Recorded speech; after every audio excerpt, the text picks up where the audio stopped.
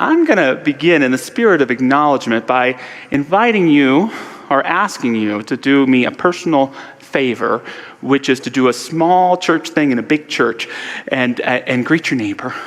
See if there's someone around you that you haven't met before and say, good morning, happy Easter. You can do it at home too. I will say good morning to you. Watching at home, happy Easter.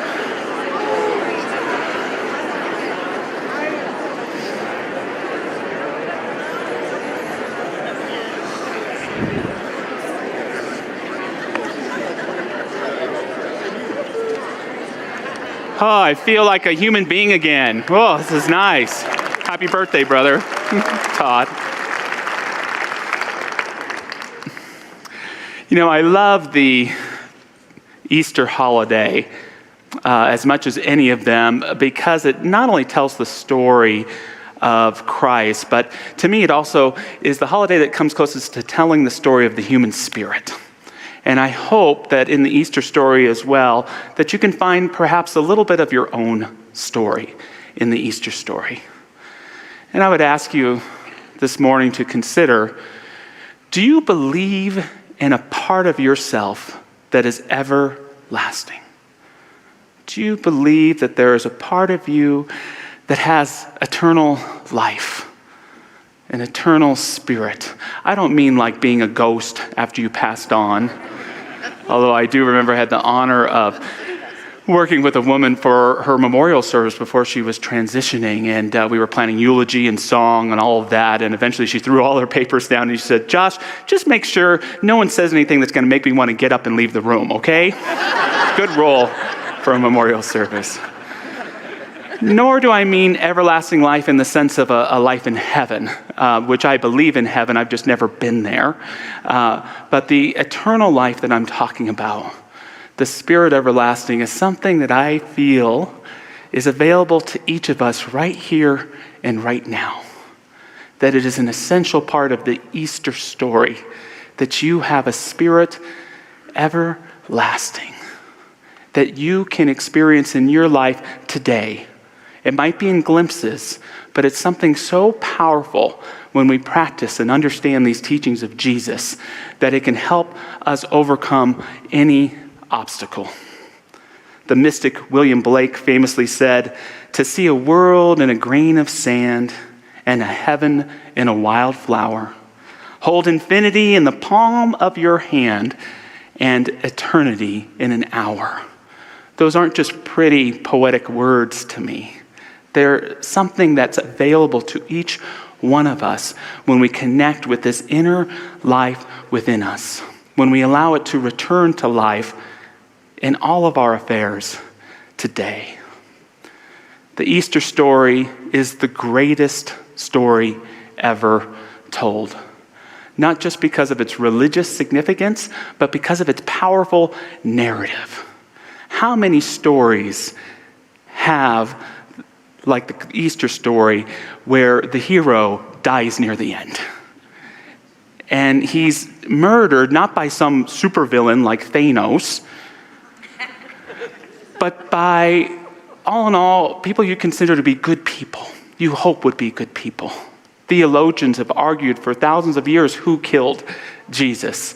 And for me, the answer is probably something like we all did. Humanity did. Martin Luther King Jr. once commented that for him, the cross was the most sacred of all symbols. First of all, because it represented the potentiality of humankind, that God could bring to life a human being that represented and expressed a complete unconditional love, a complete hope of who we can become as human beings together as one, the potentiality of who we can be and of what we can do, a pure expression of peace. And yet there's another side of the cross too, that King referred to as symbolizing the sordid weakness of humankind. That in the presence of that unconditional love and that absolute hope and presence for peace, that we human beings could kill that man. And this cross, we can even take it within ourselves as a symbol of how we approach our own spiritual life. that part of us that recognizes, I am a child of God. I am an expression of unconditional love. I am an expression of divine hope and will, and yet there's that other part of us. God never rejects us, but we reject ourselves. We put ourselves down. We tell ourselves we aren't enough. And we seek unintentionally to kill that eternal spirit and life within us. Perhaps one of the most profound things that Jesus said to me, not to me, but just said, Josh, it's me, Jesus. Jesus said, nothing that ever happens to you can defile you. Nothing anyone can ever do to you can truly defile you. Someone can belittle you, they can spit on you, they can betray you, they can turn their back on you, they can seek to take your dignity, they can even seek to crucify or murder you. No one, anything can do could ever truly defile you. Jesus goes on, only what comes from you can defile you. It speaks to me of what Christianity means when it talks about salvation. That's the phrase when I think of Jesus on the cross, experiencing so much suffering, so much pain, so much doubt, but knowing nothing that could happen to him could ever rob him of his spirit everlasting. And that each of us has that ability to always choose, no matter the challenge we face, to tune into that inner life within us and to express it with greater clarity and greater love, to know that part of our spirit is everlasting. Our own founder, Ernest Holmes, he put it a different way. He said, when that which comes from you is no different than that which you would gladly have return, then you will have found your heaven. When that which comes from you in your life is no different from that which you would gladly have return, then you will have found your heaven. Jesus' resurrection wasn't the result of his death, but the result of his life, the result of his teaching. And his teaching, I want to share today, gives us the instruction on how to experience our eternal life today, how to get glimpses of it in each and every moment by practicing this incredible teaching brought to us over 2,000 years ago that is still as profound and, yes, as challenging as it was back then. And to try and sum it up in the 10 minutes or so that I have, I'm going to use 3 virtues. And I'm going to put the word active in front of them because there was nothing about Jesus' ministry that was passive. Jesus taught an active humility, an active faith, and an active inclusivity. And if we can bring these 3 together in our lives, our eternal self will come forward and be at the forefront of our experience. Jesus taught an active humility. He tells the story to anyone who would listen of a Pharisee coming to pray. We can put a modern day phrase on it. A Pharisee might be like a university professor who's kind of maybe a kind of an elitist in the story here, kind of snubs his nose at others. And there's a tax collector there as well. And maybe we could use the term telemarketer, but it is tax season, so we can go and keep that person a tax collector.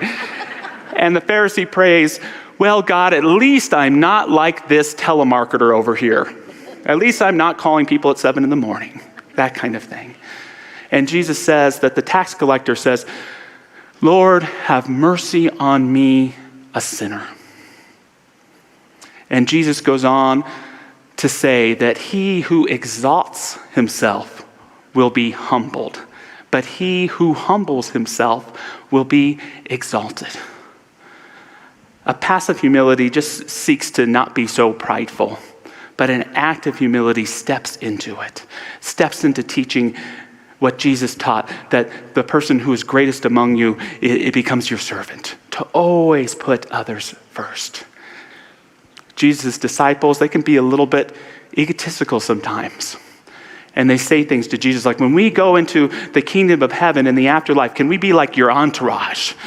Can I be on your left side? And can he be on your right side? And how great can we be? And Jesus calls over a small child.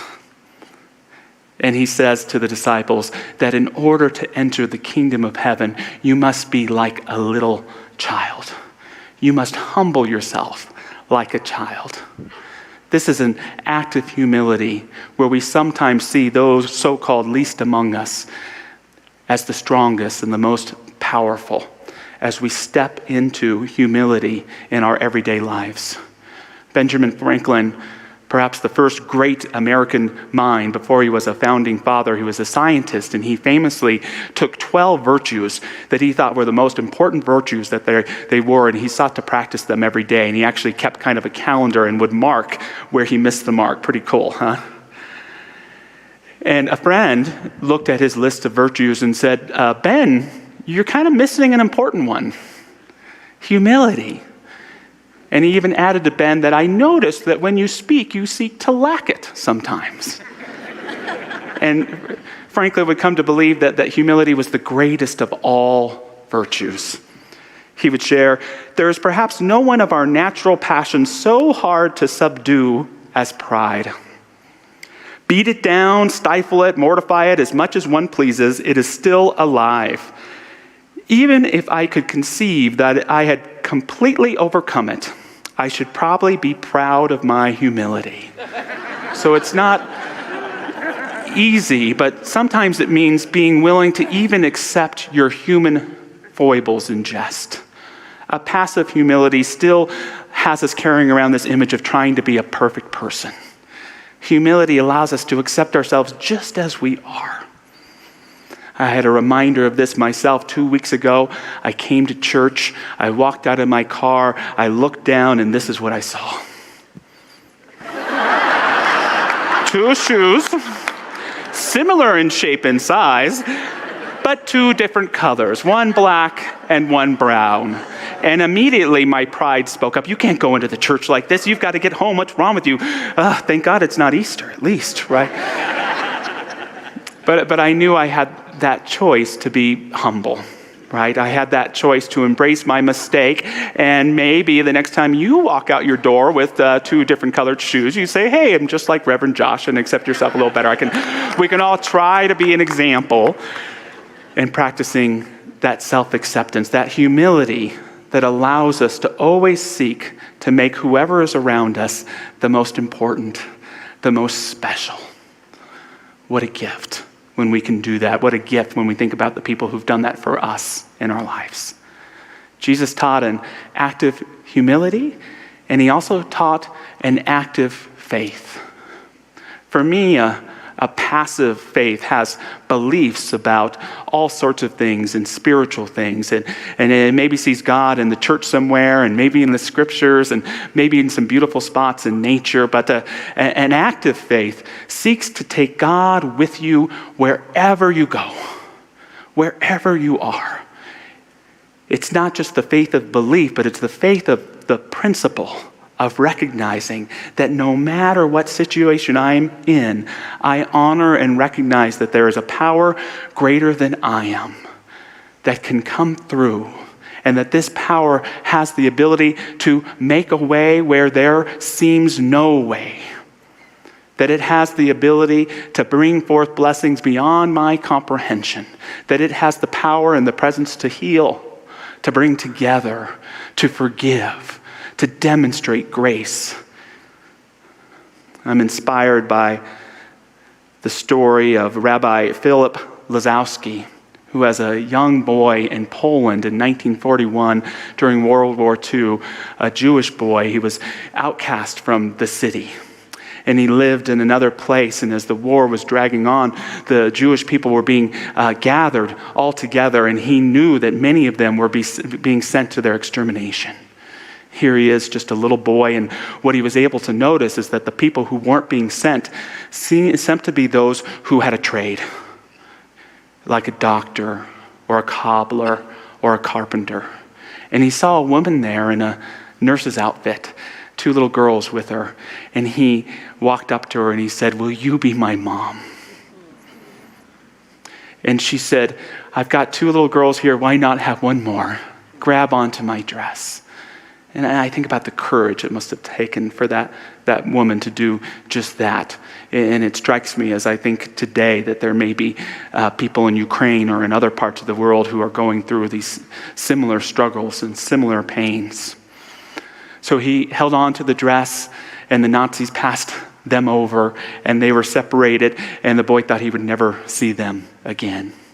He would grow up, and as a teenager in 1947, he would immigrate to the United States and build a life and career for himself. And he was at a wedding one day and was small talking with some people at a table.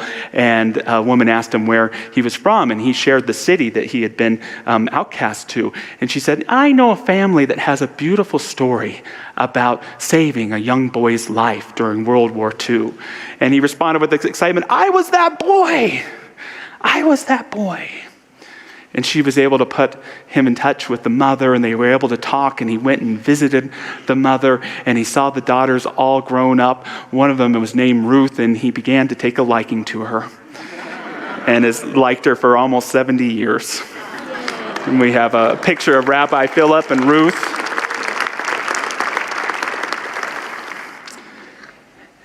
And the rabbi would share, "Your mother saved my life.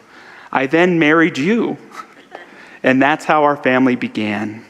We have been together as husband and wife for 66 years. We had 3 children, 7 grandchildren. So all in all, I am very thankful to be alive. God was good to us." What has an act of faith, perhaps even unbeknownst to you, done for you in your life? How has it shown up to help lead you to relationships you never could have imagined, to opportunities that laid out a path that helped you discover your own soul and your purpose in life? A faith that helped tell you that sometimes miracles only happen when they absolutely have to, when we bring ourselves right to the seeming challenge or the obstacle, and to have faith in that invisible essence within us and all around us to demonstrate the work of our soul, the purpose of our being, the joy of our becoming. Jesus was often healing people all around him, but over and over he would say to them, "It is not me, but your faith that has healed you." Where's your faith? It doesn't have to be in a thing. It doesn't even have to be in a thought. It just has to be in that presence of knowing you're alive and being willing to show up, recognizing this magic, this wonder, this power greater than we are that we can use. I love how Khalil Gibran once put it, "Faith is an oasis in the heart which will never be reached by the caravan of thinking." But when you touch that spirit everlasting within you, and you show up to whatever's in your life, who knows what might be demonstrated. Jesus taught an act of humility, an act of faith, and an active inclusivity. It's hard for me to pick the term that means unconditional love and forgiveness, and the term I've chosen today is inclusivity, because that's what God is for Jesus. That's what the Divine Father is, the most inclusive presence of love that has ever existed. No one ever taught or talked that way about God before. Like an unconditionally loving parent that accepts all their children. Jesus would often compare the kingdom of heaven to a vineyard, my kind of preacher. And he would tell parables and stories about a master of the vineyard and even a foreman who invites people in to come and work in the vineyard as a wonderful example of how the kingdom of heaven operates. And Jesus is always challenging the common sense. And as the most famous vineyard story goes, the people are gathered and they're working at all different times of day, and they're asked to all line up, beginning with the people who started working last, all the way back to the back of the line, the people that started working earliest, and they all get paid the same amount of money. And it drives us all crazy when we hear that story, right? Because then from the human conception, it's absolutely true. They aren't getting paid what they deserve. But when we see it in light of that kingdom of heaven, it is such a beautiful example of the all-inclusive presence of the divine, that it doesn't matter when you show up. It just matters that you welcome yourself in to the kingdom of love, the kingdom of hope, the kingdom of depth, the kingdom of healing, the kingdom of understanding. If you came and showed up earlier, good on you. It just means you get to hang out there longer. But that love of the divine is there for everyone. Jesus, in my interpretation, did not mean his teaching to be universal in the sense of a church that everyone needed to affiliate with in order to be acceptable to God.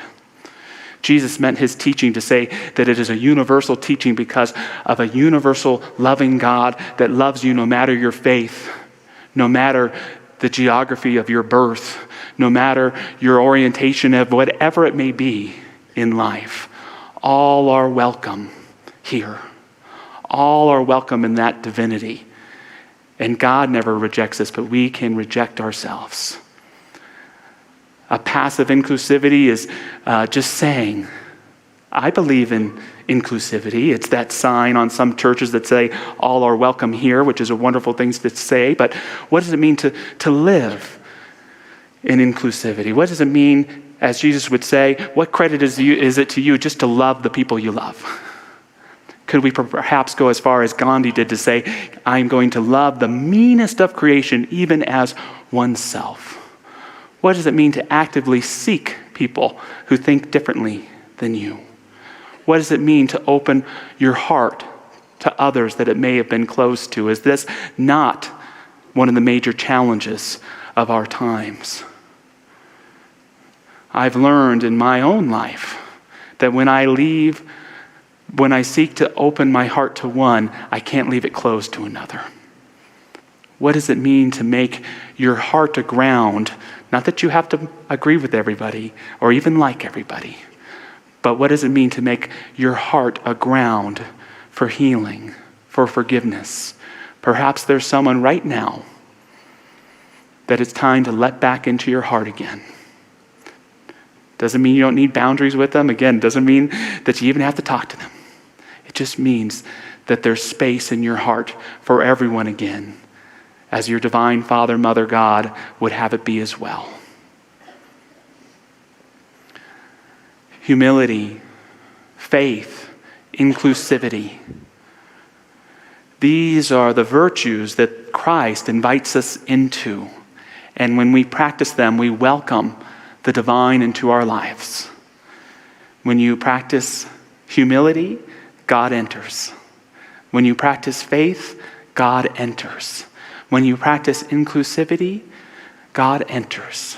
And there is grace. There is that divine joy. There is the Spirit everlasting of yours and of mine, made awaken in you and as you today and every day forward, in awareness that you are skin and bone, that we are mind and emotion, but we are an eternal being, one with the most infinite life as expressed in the life of Jesus and in the Christ consciousness that blesses us today.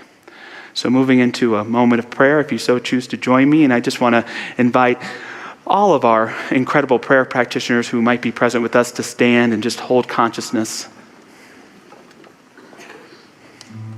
And perhaps this morning we can hear in our own heart the words of the beloved that were spoken to Jesus.